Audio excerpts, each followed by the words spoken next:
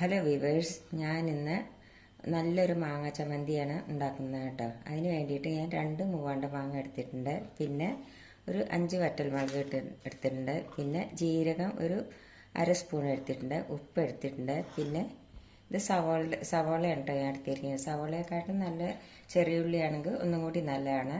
ചെറിയ ഉള്ളി ഇല്ലാത്ത കാരണം ഞാൻ സവോളയാണ് എടുത്തിരിക്കുന്നത്. ഒരു ചെറിയ സവോളയുടെ പകുതി എടുത്തിട്ടുണ്ട്. ഇത്ര സാധനമാണ് ഇത് വേണ്ടത്.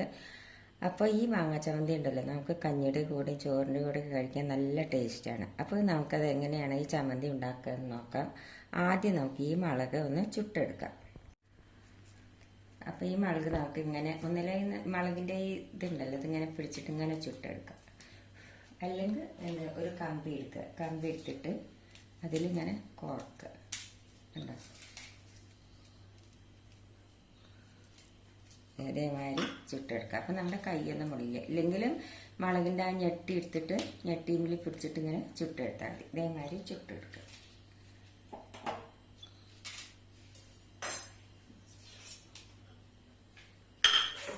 ഇനി നമുക്കിത് ഈ മൂവാണ്ട മാങ്ങയാണ് കേട്ടോ എടുത്തിരിക്കുന്നത്. അപ്പം നമുക്ക് മാങ്ങയുടെ തൊലി കയ്പുണ്ടോ നോക്കാം. കയ്പില്ലെങ്കിൽ നമുക്ക് അങ്ങനെ തൊലിയോട് കൂടെ തന്നെ അരയ്ക്കാൻ പറ്റും. ഇതിപ്പോൾ മൂവാണ്ട മാങ്ങയുടെ അധികം കയ്പൊന്നുമില്ല. വേറെ ചില മാങ്ങയുടെ ആണെങ്കിൽ കുറേശ്ശെ കയ്പുണ്ടാവും. അപ്പം എന്നാലും ഇതിൻ്റെ തൊലി ചെത്തുണ്ടാവും. ചെത്തിയില്ലെങ്കിലും കുഴപ്പമൊന്നുമില്ല. അങ്ങനെ തൊലി ചെത്തിയെടുക്കാം നമുക്കിതിൻ്റെ. അപ്പം മാങ്ങയൊക്കെ ഞാൻ ഇതേമാതിരി ചെറുതാക്കി നുറുക്കിയെടുത്തു കേട്ടോ, തൊലിയെല്ലാം കളഞ്ഞിട്ട്. അപ്പം ഇനി നമുക്ക് ഒന്ന് അരച്ചെടുക്കാം. പിന്നെ ഈ വറ്റൽമുളകിൻ്റെ ഈ ഞെട്ടി കളയണം.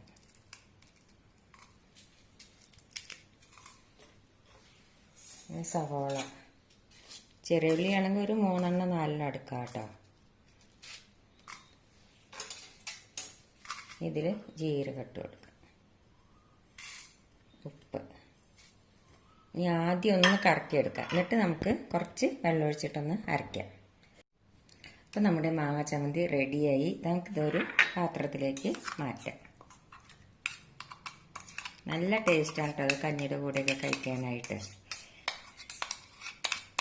ഇത് മാങ്ങ നമ്മൾ നുറുക്കുമ്പോൾ മൂവാണ്ട മാങ്ങയുടെ ആണെങ്കിൽ തൊലി കയ്പുണ്ടാവില്ല. വേറെ വല്ല മാങ്ങ എടുക്കുകയാണെങ്കിൽ നമ്മൾ തൊലി ഒന്ന് കടിച്ച് നോക്കണം. കയ്പുണ്ടെങ്കിൽ അതിൻ്റെ തൊലി എടുക്കാൻ പാടില്ല. ഞാൻ അപ്പോൾ അതിൻ്റെ തൊലി എടുത്തിട്ടില്ല. മൂവാണ്ട മാങ്ങയുടെ ആണെങ്കിൽ തൊലി എടുത്താലും കുഴപ്പമില്ല. ഇനി നമുക്കിതിലേക്ക് കുറച്ച് വെളിച്ചെണ്ണ ഒഴിച്ച് കൊടുക്കാം. ഇതിലേക്ക് മുളകൊക്കെ നിങ്ങളുടെ ഇഷ്ടത്തിന് എരിവിനനുസരിച്ച് എടുക്കണം കേട്ടോ. നമുക്കിതൊന്ന് ഇറക്കി കൊടുക്കാം. അപ്പോൾ നമ്മുടെ ചമ്മന്തി റെഡിയായി. നല്ല ടേസ്റ്റാണ് അത് കഞ്ഞിയുടെ കൂടെയും ചോറിൻ്റെ കൂടെയൊക്കെ കഴിക്കാൻ. അപ്പോൾ എല്ലാവരും ഒന്ന് ട്രൈ ചെയ്ത് നോക്കണം. ഇഷ്ടപ്പെടുകയാണെങ്കിൽ ലൈക്ക് ചെയ്യാനും ഷെയർ ചെയ്യാനും സബ്സ്ക്രൈബ് ചെയ്യാനും മറക്കരുത്. താങ്ക്